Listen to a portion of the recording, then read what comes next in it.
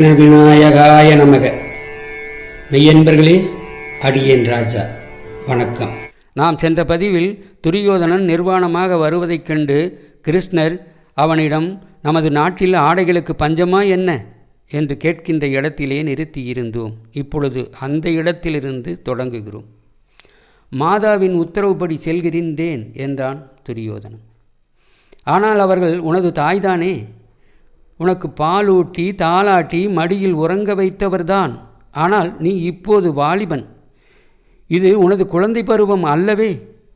ஒரு இளைஞன் தனது தாயின் முன் நிர்வாணமாகச் செல்வது பரத வம்சத்தில் நடந்ததே இல்லை.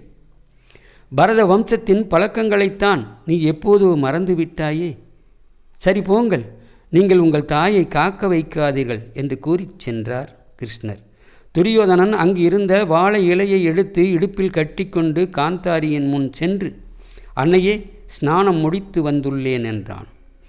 காந்தாரி, என் முன்னே வந்த நில் மகனே, நான் இன்று ஒரு நொடி எனது கண்களில் உள்ள கட்டுகளை அவிழ்க்கப் போகிறேன், உனது திருமேனியை பூரணமாக காணப்போகிறேன் என்று கூறி காந்தாரி தனது கண்களில் உள்ள கட்டுகளை அவிழ்த்தாள். சனீஸ்வரர் சும்ப விசும்ப அசுரர்களை தனது கண் கட்டுகளை பிரம்மா அவிழ்த்தபோது தனது பார்வை முழுவதையும் ஒரே பார்வையாக பார்த்ததை போல் காந்தாரி துரியோதனனை பூரணமாக பார்த்தாள். அப்பொழுது அவள் கண்களிலிருந்து ஒரு பொன்மயமான ஜோதி கிளம்பி துரியோதனன் உடல் முழுவதும் பரவியது. ஆனால் அவனது இடையில் கட்டியிருந்த வாழை இலையில் உள்ள பகுதியில் இந்த ஒளியானது ஊடுருவிச் செல்ல முடியாமல் அந்த பகுதியில் ஒளி பாயவில்லை. இதை கண்ட காந்தாரி, நீ என்ன செய்து விட்டாய் மகனே என்றாள். தாயே, நான் உங்கள் முன்னால் எவ்வாறு நிர்வாணமாக வருவது என்றான். ஆனால் மகனே, உனக்கு நான் என்ன கூறினேன்? என் முன் நிர்வாணமாகத்தானே வரும்படி கூறினேன்.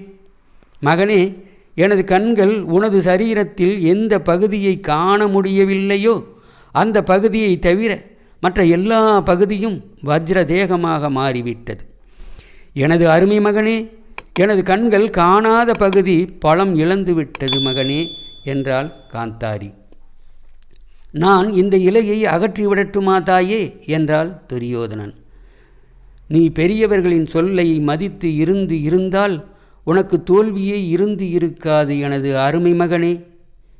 எனது அந்த ஒரு பார்வையில் எனது பக்தி, எனது பதிவிரதா தன்மை, எனது தவம் மற்றும் எனது தாய்மையின் சக்தி முழுவதையும் சேர்த்து வைத்து உன்னை கண்டேன் மகனே என்றாள் காந்தாரி. தாயே, நான் முடிவில் அந்த பீமனுடன் கதா யுத்தம்தான் செய்யப்போகிறேன். அந்த யுத்தத்தில் இடுப்புக்கு கீழே தாக்கக்கூடாது. ஆகவே எனக்கு வெற்றி உறுதி. அதற்கு பிறகு எனக்கு கவலை இல்லை என்றான் துரியோதனன். 18ஆம் நாள் போர் தொடங்கியது. சேனைகள் ஒன்றோடு ஒன்று கலந்தன. போர் தொடங்கியது. அப்போது கரங்களும் சிரங்களும் அருந்து விழுந்து துள்ளின. பூமியில் உதிர நதி ஓடியது. கழுகுகள் கூடி வட்டமிட்டன. போரின் துவக்கத்திலேயே சல்லியனுடைய புதல்வனை சகாதேவன் கொன்றான். சல்லியனும் பீமனும் கதையை ஏந்தி இயமனும் காலனும் போல் யுத்தம் செய்து தோல்வியுன்றி இருவரும் களைத்து ஒதுங்கினார்கள். தர்மர் சந்திரசேனனையும் துருமசேனனையும் வதம் செய்து யமனுலகம் அனுப்பி வைத்துவிட்டு சல்லியனை கண்டு, மாமா அவர்களே, உங்கள் மீது எனக்கு நிறைய மரியாதை உண்டு. இருப்பினும் இப்போது நீங்கள் எங்கள் எதிரிப்படையின் சேனாதிபதியாக இருப்பதால் நான் உங்களோடு போர் புரிய வேண்டி இருக்கிறது. என்னை மன்னித்து விடுங்கள் என்றார் தர்மர். குந்தியின் மைந்தனே, நீ அறம் தவறாதவன். உன்னோடு நிற்க எண்ணி இருந்தேன். இருப்பினும் இன்று எனது நிலை, உனக்கு எதிரணிக்கு நானே முதல்வனாக இருக்கிறேன். வேறு வழியின்றி உன்னோடு யுத்தம் செய்கிறேன். இது எனது கடமை என்றான் சல்லியன். எனது நிலையும் அதுவே.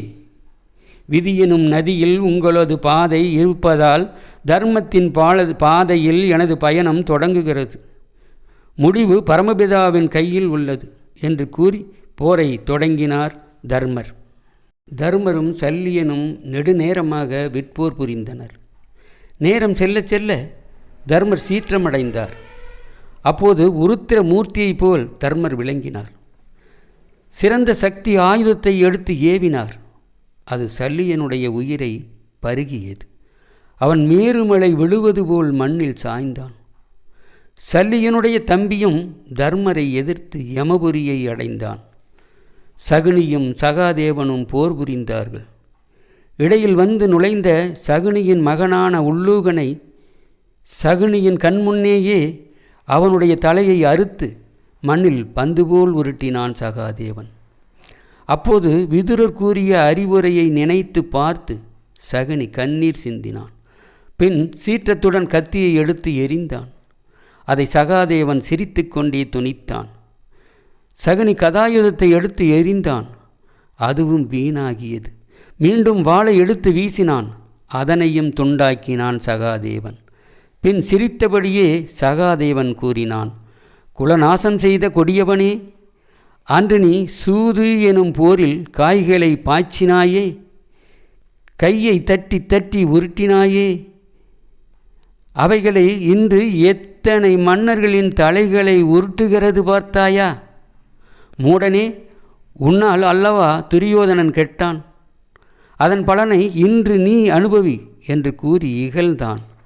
சூதாடிய இரு கரங்களையும் கணைகளால் வெட்டி வீழ்த்திவிட்டு ஒரு சிறந்த கணையால் சகுனியின் தலையை கொய்து எறிந்தான். சகுனியின் வீழ்ச்சியைக் கண்டு கௌரவ சேனைகள் தளர்ச்சியுற்றன. பீமா அர்ஜுனர்கள் முன் விட்டில் பூச்சி விளக்கில் நாடி வீழ்வது போல சேனா வீரர்கள் வந்து எதிர்த்தனர். கௌரவ சேனைகள் சாய்ந்த சருகுகள் மரத்தில் இருந்து உதிர்வது போல் கொட்டியது. அர்ஜுனன், வாசுதேவரே, அரச குலத்தை முற்றிலும் அழிப்பதற்காக பிறந்தவன் இந்த பாதகன் துரியோதனன். இத்தனை பேர்கள் மாண்டும் கூட அந்த தூராத்மாவுக்கு புத்தி சமாதானத்தை நாடவில்லையே. இந்த பாவியினால் எண்ணிலடங்கா மன்னர்கள் மாண்டு மண்ணை கவ்வினார்கள் என்று கூறி மனம் வெதும்பி மிகுந்து இருந்த சேனைகளை அஸ்திர மழை பொழிந்து அழித்தான் அர்ஜுனன். துரியோதனன் தனது சேனைகள் முற்றிலும் அழிந்ததை எண்ணி அஞ்சி தனது கதையை எடுத்துக்கொண்டு காலால் நடந்து சென்றான். அளவற்ற செல்வத்துடன் வாழ்ந்தவனும் பூதலம் முழுவதும் ஒரு குடையின் கீழ் அரசு புரிந்தவனும் இணையில்லாத சேனைகளுக்கு தலைவனுமாக இருந்த துரியோதனன் இப்போது தனிமையில் வெறுந்தரையில் நடந்து கொண்டு இருந்தான். பாண்டவர்கள் துரியோதனனை காணாமல் தேடி களைத்து பாசறைக்கு திரும்பினார்கள். அஸ்வத்தாமாவும் கிருவரும் கிருதவர்மாவும் துரியோதனனை எங்கு தேடியும் காண கிடைக்காமல் ஒரு மரத்தடியில் இளைப்பாறினார்கள். அப்பொழுது அந்த வழியாக சில வேடர்கள் வரவே அவர்களை அழைத்து, இளவரசனை எங்கேனும் கண்டீர்களா என்று கேட்டனர்.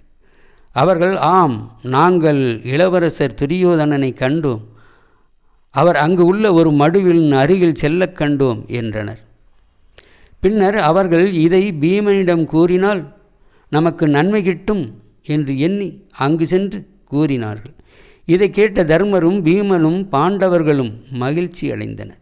பின் எல்லோரும் மடு இருக்கும் இடம் வந்து சேர்ந்தனர். தர்மர், கேசவரே, இந்த வெற்றியின் பாதையில் ஏதோ ஒரு இனம் புரியாத வருத்தம் என் மனதிலே பாரமாக இருக்கிறது.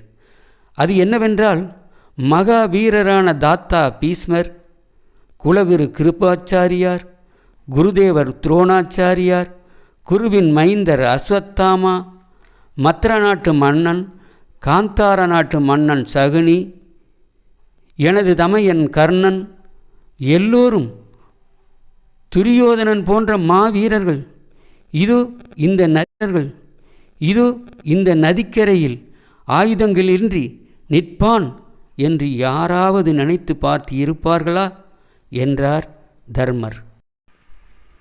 இல்லை பெரியண்ணா, இல்லை. துரியோதனன் உயிருடன் இருக்கும் வரையில் உங்களுக்கு வெற்றிக்கும் உள்ள இடைவேளை என்பது இந்த போரில் முதல் நாளில் இருந்தது போல்தான் இருக்கும் என்பதை மறந்து விடாதீர்கள். அதனால் உங்கள் மனதை தளர விடாதீர்கள். இறந்துவிட்ட மாவீரர்களுக்காக வருந்தி மனம் கலங்காதீர்கள். அவர்கள் யுத்தம் செய்து வீர நாடு சென்று விட்டார்கள். பாண்டவர்களுக்கு வெற்றி என்பது இறுதி லட்சியம் அல்ல பெரியண்ணா. வெற்றி எனும் லட்சியம் ஒளிமயமான புனிதமான சமுதாயத்தை உருவாக்குவதுதான். இதுவே கர்மம். அரசே, தர்மத்தின் கையை பற்றி கொண்டு கர்மத்தை எண்ணிச் செல்லுங்கள். அந்த தர்மத்தின் எல்லையை நாம் எவ்வாறு அடைகிறோம் என்பதுதான் முக்கியம்.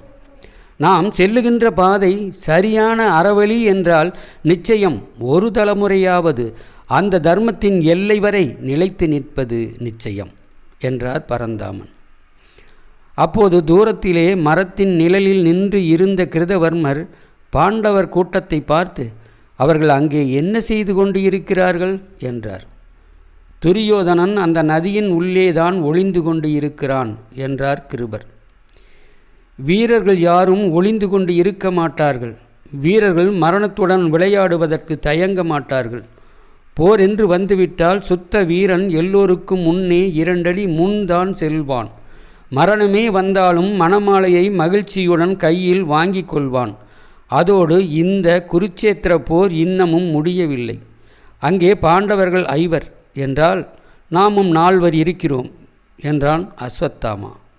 அப்படியானால் நாமும் அங்கு சென்று துரியோதனனுக்கு உதவி செய்வோம் என்றான் கிருதவர்மன். இல்லை, நாம் அவ்வாறு செய்து துரியோதனனுக்கு சங்கடத்தை உண்டாக்கக்கூடாது. இது அவனது வாழ்நாளில் நிகழ்த்தும் கடைசி போர். கிருதவர்மரே, துரியோதனன் போன்ற மாவீரர்கள் இனி உலகில் பிறப்பது அரிது. பாண்டவர்கள் என்ன செய்கிறார்கள் என்பதை காண்போம். தர்மர் அறநெறியில் நிற்பவர். தவிர துரியோதனனுக்கும் தெரியும் நாம் உயிருடன் இருப்பது. நமது உதவி துரியோதனனுக்கு தேவை உண்டாகும் போது போர் எனும் அக்கினியில் குதிக்க வேண்டும் என்றான் அஸ்வத்தாமா. அஸ்வத்தாமாவின் சொல்லை நான் ஆமோதிக்கிறேன் என்றார் குலகுரு கிருபர். தர்மர், மதுசூதனா, துரியோதனன் இந்த நதியில் இருந்து நீர் கலங்காமல் இருக்கிறதே என்றார். அண்ணா, துரியோதனன் வீரன் மட்டுமல்ல, சிறிது மாயையும் கற்று வைத்திருக்கிறான் என்பதை அறிவீர்களா என்றார் கண்ணன். பரமசிவன் மீது ஆணையாக சொல்லுகிறேன், இன்று இவனுக்கு அந்த இந்திரனே துணைக்கு வந்தாலும் கூட அவரையும் தோற்கடிப்பேன் என்றார் தர்மர். அவசரப்படாதீர்கள் அண்ணா, இந்திரன் உங்களுக்கு நன்மைதான் செய்து உள்ளார். அவர் அங்க அரசன் கர்ணனிடம் கவச குண்டலங்களை பிச்சையாக பெறாவிட்டால் அங்க அரசன் கர்ணன் மரணத்தை தழுவி இருக்கவே மாட்டான். அங்க அரசன் கர்ணன் மட்டும் வீர நாடு சென்று இருக்காவிடில், பெரியண்ணா, இந்த ஒரு நொடியும் இருந்து இருக்காவிடில் காயமடைந்து சோர்ந்து மனத்தளர்ச்சியுற்று துரியோதனன் தனிமைப்படுத்தப்பட்டு நதியில் இறங்கி ஓய்வு எடுத்து கொண்டு இருக்க மாட்டான். இவனது மாயையை மாயையினால் அழித்து இந்த துரியோதனனை வீழ்த்துங்கள் பெரியண்ணா, இந்த துரியோதனனை வீழ்த்துங்கள். இந்த துரியோதனனை வீழ்த்துவதே தங்களது கடமை என்றார் பரந்தாமன். நீரிலே ஓய்வு எடுத்து கொண்டு இருப்பவனை நாம் போருக்கு அழைப்பது முறையா? என்ன இருந்தாலும் அவன் எங்களது சகோதரன் தானே கேசவா என்றார் தர்மர். வாரணாவதத்தை எண்ணி பார்த்தீர்களா பெரியண்ணா? இவன் தனது சகோதரர்களின் மனைவியை சபைக்கு இழுத்து வந்து சபையின் நடுவே, அதுவும் நமது பெரியோர்கள் மத்தியிலே ஒரு குலமகளை துகிலுரிய சொல்லும்போது இவன் தங்களை சகோதரன் என்று நினைத்தானா? பெரியண்ணா, இன்று தங்களுக்கு தோன்றிய இந்த பச்சாதாபம் அன்று இவனுக்கு ஏன் தோன்றவில்லை? இவன் அதர்மத்தின் மொத்த உருவம். இவன் இன்று களைத்து போயிருக்கிறான் என்று நினைக்கின்றீர்களே, அன்று நீங்கள் உறங்கி இருந்தால் இந்த கணம் உங்களால் நினைத்து பார்த்து இருக்க முடியுமா? துரியோதனனை வீழ்த்துங்கள் தர்மரே. இந்த துரியோதனன்தான் அநியாயம், அதர்மம், இருள் இவையெல்லாம் சேர்ந்த ஒரு தகர்க்க முடியாத அகம்பாவம் என்னும் கோட்டை. ஆகவே இந்த துரியோதனனை வீழ்த்துவதே தான் தர்மம் என்றார் கண்ணன். ஒளிப்பதிவாளர் மகுடேசுடன் உங்கள் ராஜா. நன்றி, வணக்கம். மீண்டும் அடுத்த பதிவில் சந்திப்போம்.